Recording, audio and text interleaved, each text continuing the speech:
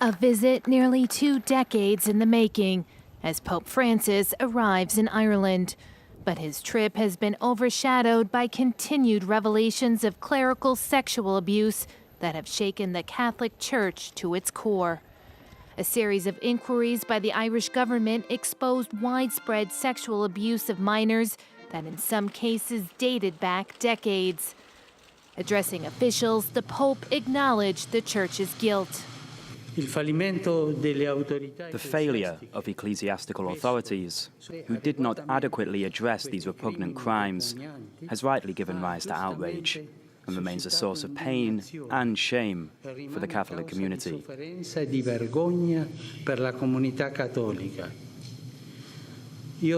I myself share these sentiments.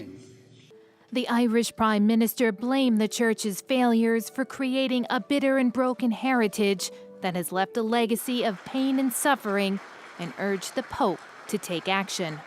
These wounds are still open, and there is much to be done to bring about justice and truth and healing for the victims and survivors. Holy Father, we ask that you use your office and influence to ensure that this is done here in Ireland and also around the world.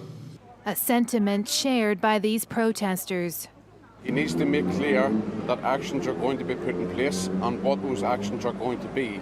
Our Pope has been in place for 5 years. He says some really good things on lots of issues, and he's a very friendly, sort of grandfatherly figure, but he hasn't taken any real action on the biggest challenge to the Catholic Church, which is the abuse of our little ones. Pope Francis plans to meet with abuse victims during his visit.